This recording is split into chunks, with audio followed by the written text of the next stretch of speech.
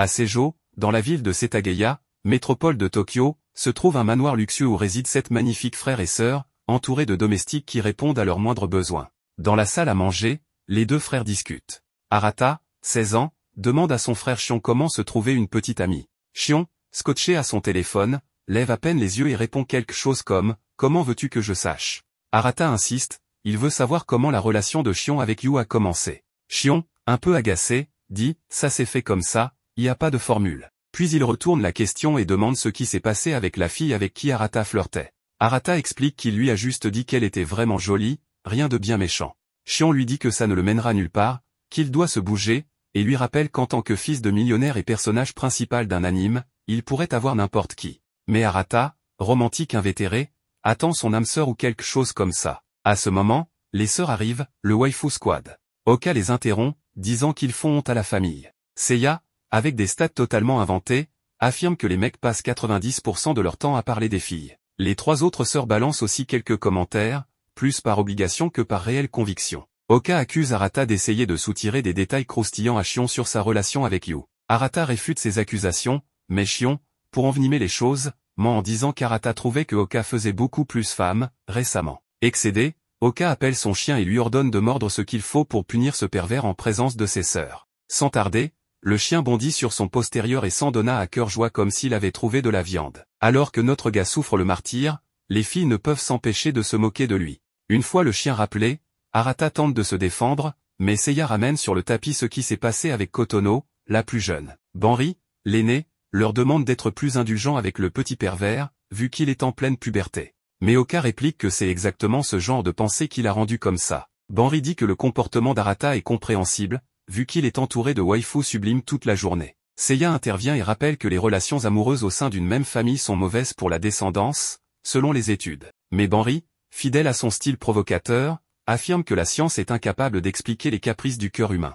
Il en profite pour lancer une pique à Seiya, insinuant qu'elle est probablement déjà amoureuse de quelqu'un, ce qui la fait rougir. Banri se moque ensuite des sœurs cadettes, les taquinant parce qu'elles restent encore de simples gamines. Minami intervient, disant qu'elle trouve son frère génial. Arata, ravie du compliment, s'approche pour la remercier, et elle l'envoie au tapis d'un crochet du droit bien net. Puis elle s'excuse, disant que c'était juste un réflexe, typique d'une athlète née comme elle. Après ce petit incident, ils s'organisent tous pour fêter l'anniversaire de Kotono le samedi. Ça réglé, ils partent à l'école. Même s'ils ont plus d'argent que de bon sens, ils prennent le métro, tellement humbles. En marchant, les gens les regardent comme s'ils étaient un boys band tout droit sorti d'un magazine. Arata est agacé par l'attention, comme s'il vivait dans une comédie romantique. Et franchement, peut-être que c'est le cas. Petit topo sur les waifus pour ne pas vous perdre. Banri, l'aîné, 18 ans, est à une université prestigieuse mais étudie pour devenir infirmière. Seiya, 17 ans, en dernière année de lycée, est le cerveau de la bande.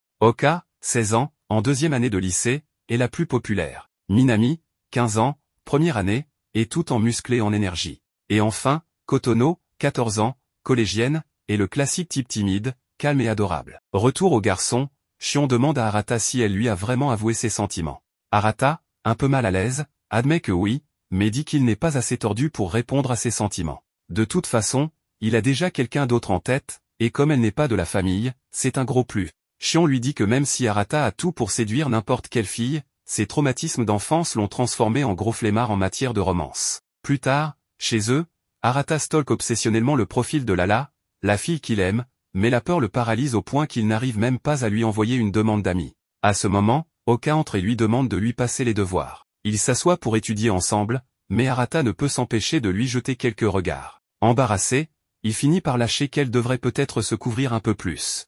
Oka lui rappelle qu'ils prenaient leur bain ensemble quand ils étaient petits, donc pas de quoi en faire un drame maintenant. Puis, direct, elle lui demande qui est la fille qu'il aime, disant que Shion a déjà craché le morceau et qu'il est super accro à quelqu'un.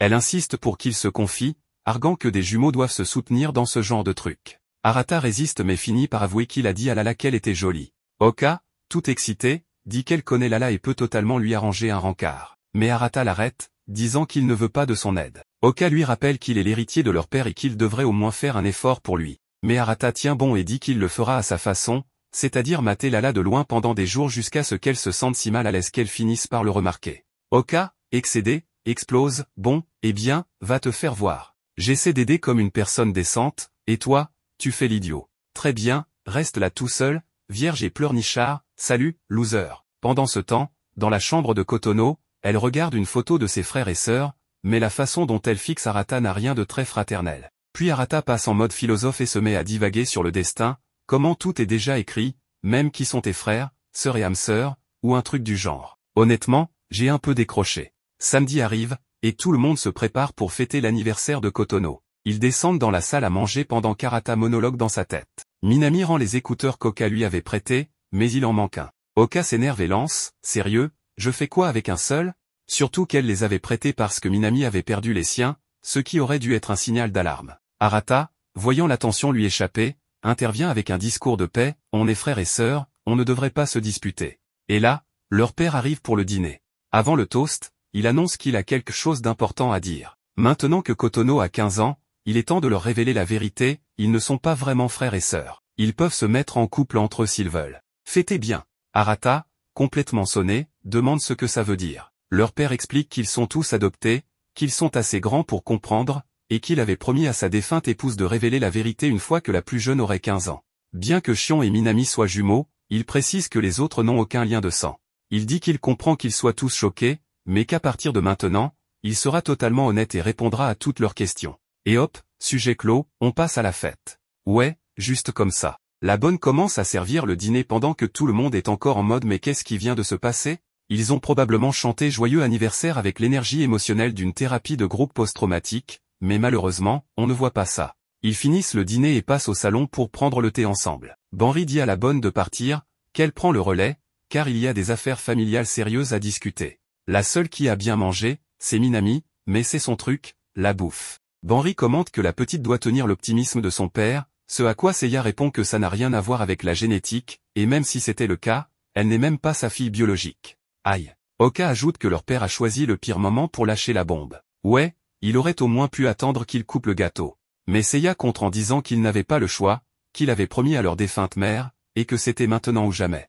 Oka comprend, mais se sent trahi. Ça lui fait mal qu'on leur ait caché quelque chose d'aussi important si longtemps. Puis Seiya demande à Banri si elle ne se souvient pas de quelque chose d'étrange, comme le fait que quand Kotono est arrivée à la maison, elle avait déjà environ 4 ans. Banri marque une pause, réfléchit, et dit qu'elle ne se souvient même pas de ce qu'elle a mangé au petit déjeuner. Mais ses frères et sœurs la regardent avec un air de ne ment pas, balance.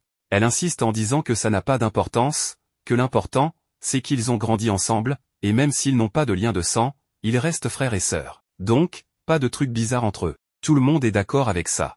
Tout le monde, sauf Kotono, qui est clairement accro à son grand frère. Arata va dans sa chambre et commence à réfléchir à tout ce qui vient de se passer. Soudain, on le voit se diriger vers la salle de bain.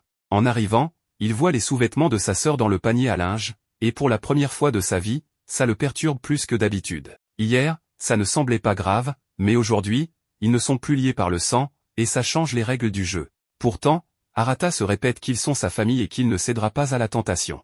Il se déshabille et entre dans la baignoire, et oh, surprise, quelqu'un est déjà dedans. Et pour rendre ça encore plus perturbant, il s'agit de Kotono, la seule des sœurs plus que prête à ce que les choses deviennent bizarres. Il hurle, se couvre avec une serviette et essaie de sortir en s'excusant 1000 fois. Mais Kotono, calme, l'arrête et lui demande de lui laver le dos, comme il le fait toujours. Ça sonne plus crépi que ça ne devrait. Arata, encore sous le choc, accepte. Il s'assoit derrière elle et commence à lui frotter le dos, se disant qu'il l'a fait 1000 fois et qu'il ne doit pas avoir de pensée tordue. Kotono, totalement détendue, lui dit qu'elle aime comment il lui frotte le dos et qu'elle ne peut pas le faire elle-même parce qu'elle n'est pas très souple. Arata essaie de survivre mentalement à la scène et lui dit de se dépêcher pour rester au chaud, sinon elle va attraper froid. Pendant ce temps, en bas, dans la salle à manger, Oka continue de siroter son thé. On n'a jamais assez de thé quand ton père vient de t'annoncer que tu n'es pas sa fille et que tu peux épouser tes frères et sœurs. Shion s'approche pour parler, et Oka dit qu'elle se sent mal pour Kotono, qui apprend une nouvelle aussi énorme le jour de son anniversaire et si près des examens d'entrée.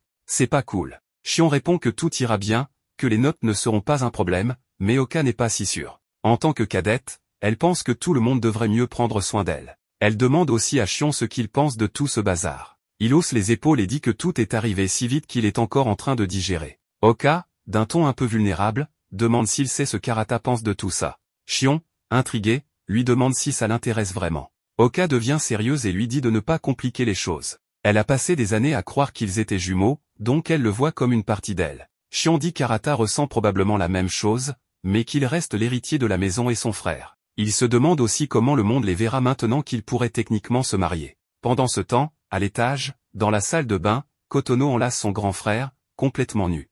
Concernant toute cette histoire qu'ils ne sont pas frères et sœurs de sang, Shion mentionne à la fille aux cheveux roses qu'ils pourraient se marier, ce qui ne lui plaît absolument pas, car l'idée dernière la dégoûte rien qu'à y penser. Il précise que c'est juste une hypothèse, puisque, n'étant pas lié par le sang, la loi ne l'interdit pas. Elle continue de ressentir des nausées à cette idée et lui demande si c'est à ça qu'il pense tout le temps. Il lui explique que non, qu'il ressent juste de la gratitude d'avoir une sœur aussi gentille et jolie qu'elle. La fille aux cheveux roses ne le croit pas et, en plus, se sent gênée, car l'idée a dû lui traverser l'esprit. Maintenant qu'elle y pense, elle veut savoir ce qui s'est exactement passé entre le protagoniste et Kotono. Il raconte que, selon ce que le protagoniste lui a dit, Kotono lui a confessé être amoureuse de lui. Elle veut plus de détails sur ce potin, alors Shion explique qu'Arata l'a rejeté, mais comme elle a refusé d'accepter un non, elle s'est rapprochée de force du protagoniste, et c'est ainsi que les choses se sont passées. Le protagoniste a pris toute la responsabilité de l'affaire pour que personne ne soupçonne Kotono, mais en réalité, c'est elle la coupable de tout. Shion pense que Kotono est non seulement confuse, car à cet âge, l'affection et l'amour sont souvent confondus. Et là, l'ambiance devient très tendue, car elle confesse au protagoniste qu'elle l'aime trop, mais il lui demande de se calmer, car tout ça n'est pas correct. Elle veut une explication, mais le protagoniste lui dit que c'est évident, même s'ils ne sont pas liés par le sang, ils restent frères et sœurs, alors il s'engage à la protéger et à prendre soin d'elle, mais pas de la manière qu'elle voudrait, plutôt comme de vrais frères et sœurs. Kotono dit que le protagoniste est la personne la plus gentille qu'elle connaisse, mais aussi la plus cruelle. D'un autre côté, leur père déclare avoir enfin tenu la promesse faite à sa femme, ce qui le met enfin en paix. Cependant, une visite inattendue vient d'arriver. Notre protagoniste n'arrive toujours pas à croire ce qui se passe avec Kotono. Bien qu'il soit vrai qu'ils ne sont pas liés par le sang, il ne peut tout simplement pas arrêter de la voir comme sa petite sœur, il ne peut pas ignorer un fait aussi important. En entrant dans sa chambre, il tombe sur Seiya. Il lui demande ce qu'elle fait là, mais elle lui dit que s'il a quelque chose à cacher, il ferait mieux de fermer la porte. Elle lui demande aussi où il était, mais Arata ment en disant qu'il se promenait, car il ne peut pas raconter ce qui s'est passé avec Kotono. Elle ne le croit pas, mais dit que c'est étrange, la chambre du protagoniste est la plus petite de toutes, mais elle semble assez grande. En effet, il a eu la plus petite à cause d'un tirage au sort, et évidemment, il a perdu. Arata ne comprend pas ce qui se passe, il ne sait pas pourquoi la geek est venue, mais de manière inattendue, elle s'approche de lui et lui dit que ça doit rester un secret absolu. Il ne comprend rien à ce qui se passe, il ne voit pas pourquoi elle agit ainsi, alors qu'elle est censée avoir arrêté de chercher le contact physique il y a longtemps. La geek lui dit qu'elle l'a vu avec Kotono dans la salle de bain tout à l'heure. Le protagoniste n'en revient pas et lui demande ce qu'elle a vu exactement. Elle répond qu'elle a pratiquement tout vu. En fait, elle allait prendre une douche, mais elle les a entendus tous les deux là-dedans. Seiya savait déjà quelque chose à ce sujet, car il est normal que les adolescents confondent le sens ou le sentiment entre amour et affection, donc au début, elle n'y a pas accordé tant d'importance. Cependant, il est probable que la nouvelle qu'ils ont reçue aujourd'hui ait fait tomber toutes les barrières de Kotono. La geek a supposé que le protagoniste a agi comme un grand frère, ce qui est parfait, mais elle voulait vérifier en personne qu'il ne succomberait pas ensuite au charme de n'importe quelle fille. Le protagoniste pense qu'elle aurait pu le faire de manière beaucoup moins directe, mais elle considère que ça n'a pas d'importance, car elle n'a aucun intérêt romantique pour lui, donc c'était la manière la plus simple et directe. Sur ce, elle aborde soudainement le sujet des relations entre proches, qui sont interdites pour des raisons génétiques, mais elle pense que, vu qu'ils ne sont pas liés par le sang, ça change beaucoup de choses, et le contexte aussi. En gros, ils pourraient faire l'amour sans aucun problème. Ça rend le protagoniste tout rouge, car il ne veut pas penser à ce genre de choses. Elle semble avoir fini ici et lui demande de faire très attention, car Kotono pourrait aller trop loin. Elle est personnellement contente qu'il ait réussi à garder son calme, mais avant de partir, elle lui demande de lui montrer un peu de respect, car elle est sa grande sœur, mais aussi un peu d'affection. Notre protagoniste ne sait pas ce qui se passe avec cette journée, elle est complètement folle. Il commence à croire que tout ça sort d'une telenovela. Pourtant, il sait qu'il a passé 16 ans à être le frère de toutes, et ça ne changera pas du jour au lendemain.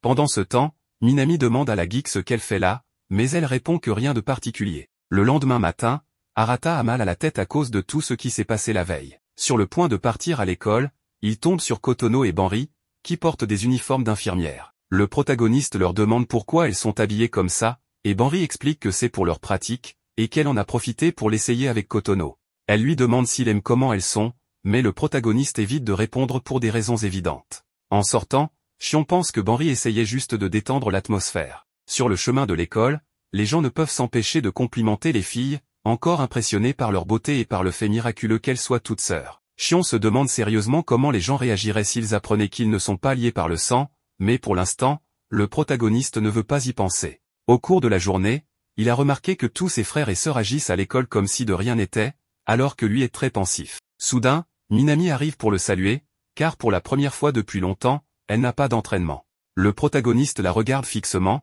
car il sait qu'elle est très joyeuse et insouciante, mais elle lui demande pourquoi il la fixe comme ça. Arata change de sujet en disant qu'il pensait juste à la pression qu'elle doit ressentir de la part de son entraîneur, car elle travaille toujours dur, a gagné plusieurs compétitions et pourrait même aller aux Jeux Olympiques, ce qui est impressionnant. L'athlète dit que oui, elle fait juste ce qu'elle aime le plus. Le protagoniste la félicite, car c'est un grand talent de pouvoir aimer ce à quoi on se consacre. Juste à ce moment-là, un groupe de filles arrive pour demander des autographes et des photos à Minami, car elle est visiblement très populaire. Le protagoniste lui demande qui elles étaient, et il s'avère que ce sont des membres de son fan club, qui apparemment ont vu une photo d'elle avec l'uniforme masculin. Le protagoniste n'en revient pas. Ensuite, Minami lui demande s'il rentre directement à la maison, car si c'est le cas, ils pourraient traîner ensemble. Elle lui dit qu'elle adorerait, mais malheureusement, elle a raté ses examens et a séché l'entraînement pour étudier et se mettre à jour. Le protagoniste n'est pas surpris, car bien qu'elle soit l'une des meilleures athlètes du Japon, ses notes sont désastreuses. Arata dit qu'il la comprend et décide de l'aider un peu avec ça. C'est ainsi qu'il se retrouve dans un endroit qui ressemble à un karaoké, où il lui explique comment utiliser plusieurs formules pour résoudre certains exercices. Ce qu'Arata découvre maintenant, c'est que Minami, de près, est vraiment mignonne et adorable, mais très distraite, car la plupart du temps, elle regarde autre chose au lieu de prêter attention à ses explications. En fait, à l'examen qu'elle a passé, elle s'est trompée sur presque tout.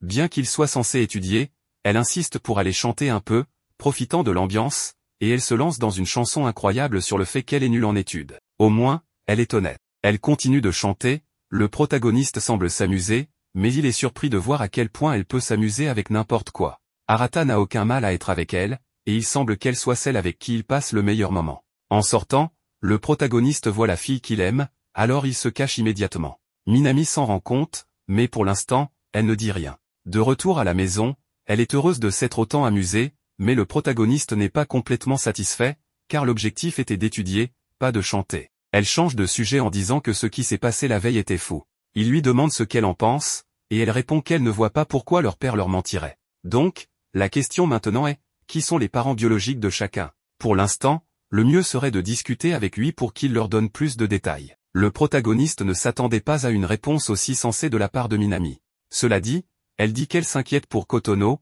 car c'est la plus jeune et la plus fragile. Ce qui amuse le plus la fille aux cheveux verts, c'est que, en fin de compte, le protagoniste n'est pas leur frère et n'est qu'un gars de l'école. Notre garçon lui demande de baisser un peu la voix sur ce sujet, mais elle continue en disant que ce qui compte maintenant, ce n'est pas comment ils s'appellent entre eux, car le lien qu'ils ont forgé pendant plus de 15 ans a bien plus de valeur. Elle lui demande donc de ne pas se déprimer juste parce que la fille qu'il aime a un petit ami. Arata ne comprend tout simplement pas comment elle est au courant, mais bien sûr, il s'avère qu'elle lui a tout raconté, sacrément bavarde, la fille. Minami veut lui dire qu'elle connaît toutes ses qualités, celles du protagoniste. Elle sait qu'il est intelligent, drôle, responsable et qu'il aime beaucoup ses frères et sœurs, alors elle lui demande de se remonter le moral. À la maison, Minami lui offre un cadeau, des mini-gâteaux qu'elle adore apparemment. La fille aux cheveux roses lui demande pourquoi elle lui donne ça, et il s'avère que c'est pour accompagner les AirPods qu'elle avait perdus auparavant. L'un d'eux était perdu dans la salle de son club, alors elle veut s'excuser. Elle accepte, mais lui rend aussi les AirPods à condition qu'elle ne les perde plus.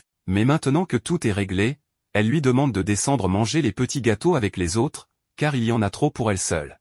Le lendemain, alors qu'Arata sort de la salle de bain, il se retrouve nez à nez avec Kotono. Par réflexe, il se met sur la défensive, s'attendant à ce qu'elle se déshabille en une seconde et l'attaque avec un de ses accès absurdes, comme elle nous y a déjà habitués. Mais pas cette fois. Kotono se contente de le regarder, pince les lèvres et part en courant comme un petit fan effrayé. Arata reste figé, plus confus qu'autre chose. Cependant, il pense avoir compris le message, même s'il n'est pas très sûr de ce que c'était. Juste à ce moment-là, elle apparaît, comme toujours sans bruit, et lui demande d'un ton moqueur s'il est en train de faire un monologue intérieur. Elle lui rappelle aussi, qu'il doit maintenant l'appeler Seiya avec un surnom mignon. Précédemment, elle lui avait demandé un surnom affectueux, et Arata n'a aucun problème à lui faire plaisir. Un peu plus sérieusement, la fille lui demande s'il est inquiet pour Kotono. Il répond que non, mais il ne semble pas très convaincu. C'est alors que Minami arrive en bondissant comme si elle avait des ressorts aux pieds.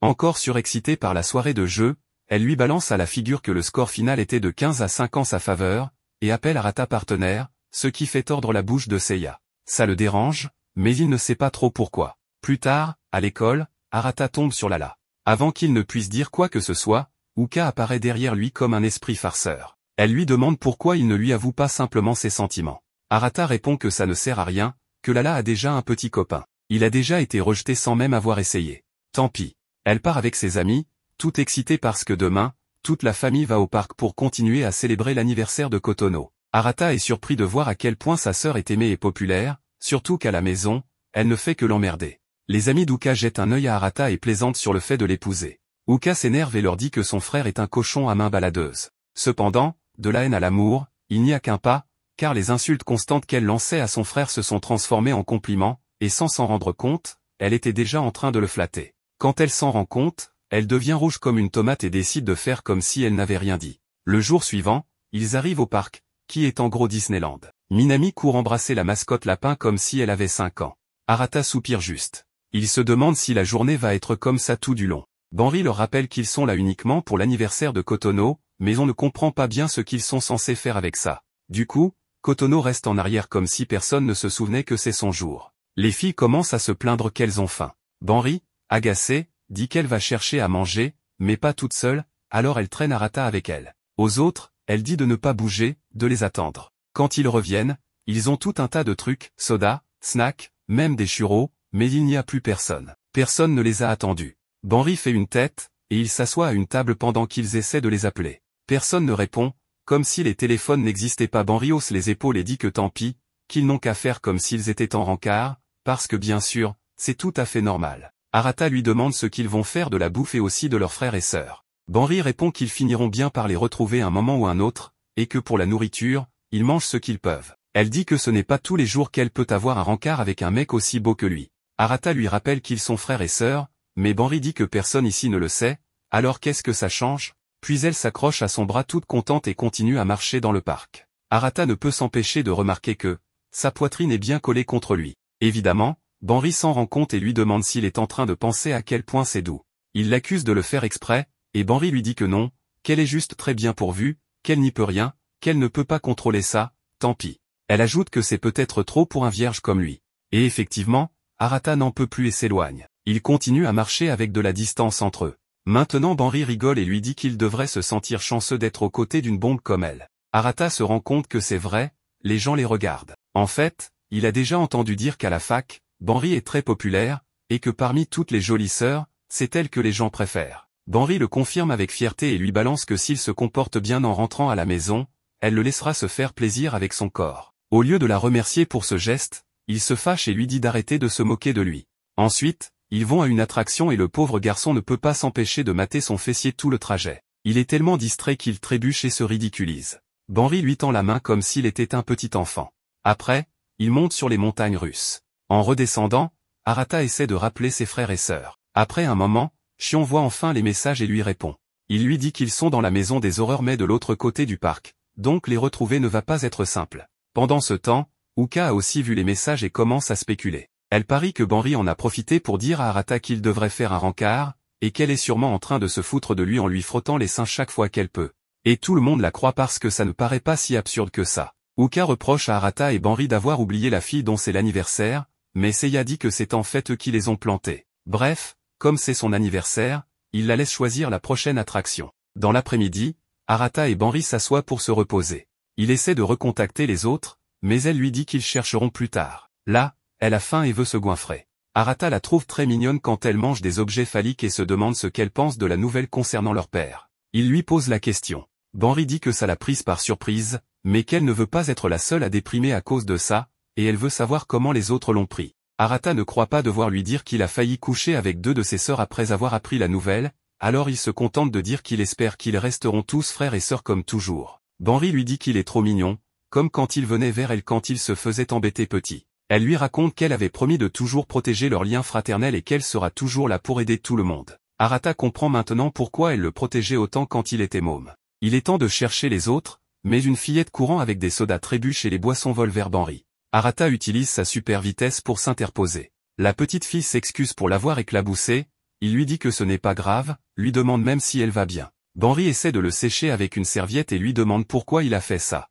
Arata lui répond qu'il veut lui aussi protéger ses frères et sœurs parce qu'il est l'aîné. Ces paroles laissent Banri complètement fondu. Après ça, il retrouve enfin les autres. On lui demande pourquoi il est tout trempé et s'il va bien. Maintenant qu'ils sont tous réunis, ils vont à l'attraction suivante. En marchant, Banri lui demande si elle peut lui tenir la main juste parce qu'elle en a envie. La nuit tombe et les filles s'excitent à cause des lumières du parc comme des mouches. Arata et Shion ont envie d'aller aux toilettes, et c'est le cas pour Kotono aussi qui les accompagne. Seiya en profite pour raconter le potin, tout ce qui s'est passé entre Kotono et Arata. Elle raconte ce qui s'est passé dans la salle de bain, elle l'a surpris en flag, et quand elle a demandé à Arata, il a confirmé que oui, c'était bien ce qu'elle croyait. La gamine a essayé de lui mettre la main dessus. Elle dit qu'elle n'a pas voulu trop y prêter attention pour ne pas causer de problème à la gamine, et qu'elle a vérifié elle-même qu'Arata n'avait rien ressenti à ce moment-là. Uka lui demande comment elle a vérifié, et Seiya dit qu'elle lui est montée dessus, qu'elle a bougé, et que même comme ça, il n'a pas réagi. Cette affirmation surprend les sœurs, et Uka réalise que toutes veulent le croquer.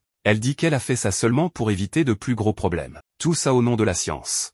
Mais elle voulait aussi son petit surnom mignon. Au final, elles accusent Kotono d'avoir tout provoqué. Elle suppose que ce n'est que la puberté, l'âge des pulsions, comme disent les vieilles, et elle ne pense pas devoir la gronder pour cela. Mieux vaut faire comme si elle ne savait rien. Puisque le ragot est chaud, Uka en rajoute. Elle raconte l'incident précédent, où Kotono a encore mis la main sur Arata, et à l'époque, ils pensaient encore être frères et sœurs. Elle précise toutefois qu'Arata s'est toujours blâmé pour ça. Cela prouve que la gamine est à fond, mais elle pense que ça peut encore être une phase. Seiya dit que c'est possible, mais il faut souligner que maintenant, ils savent qu'ils ne sont pas frères de sang. Cette révélation puissante a libéré la panthère de ses chaînes. Banri insiste pour dire que ce n'est qu'une gamine perdue. Elle raconte qu'elle aussi a eu besoin de temps pour digérer la chose. Elle a demandé à son père d'où elle venait, et apparemment, ils étaient tous orphelins, mais dans son cas à elle, elle ne sait pas qui sont ses vrais parents. Bref, elle décide d'attendre de voir comment les choses évoluent. Tant qu'Arata ne les encourage pas, il n'y a pas de quoi s'inquiéter. Et vous avez vu qu'il n'a jamais profité de la situation avec aucune. Les autres reviennent et demandent ce qu'ils vont faire maintenant. Elles veulent aller à la maison hantée. Tout le monde se promène dans le parc, et ils demandent à Kotono si elle passe un bon deuxième anniversaire. Maintenant, elles veulent aller à la boutique de souvenirs acheter des peluches hors de prix, mais comme ils sont riches, ils s'en fichent. En marchant, Arata a sa réflexion finale, mais c'est toujours la même, oh là là, on est tous si confus, qu'adviendra-t-il de notre lien fraternel? Arata attend devant la boutique quand il voit passer une fille. Pendant un moment, il croit que c'est sa Lala, cette Lala qui est avec un autre mec. Le pauvre, il en a un coup de pression. Uka lui demande ce qu'il fait là tout seul, et lui, encore secoué par ce qu'il croit avoir vu, lui répond simplement qu'il ne s'intéresse pas aux peluches. Uka le prend alors par le bras et l'emmène se promener, en lui disant qu'elle doit lui parler. Depuis qu'ils ont appris qu'ils ne sont pas jumeaux, elle se sent bizarre. Elle pense qu'ils doivent en discuter. Mais Arata lui dit de ne pas s'inquiéter, que pour lui, ils sont toujours jumeaux. Elle lui répond que s'il continue à fuir la réalité, il va le regretter, en plus d'allonger inutilement l'intrigue. Elle se souvient avec tendresse qu'il croyait avoir de la télépathie parce qu'il gagnait toujours à pierre-feuille-ciseaux. Arata ne comprend pas où elle veut en venir, alors elle se tourne vers lui et, sérieusement, lui dit qu'elle veut aussi le croquer.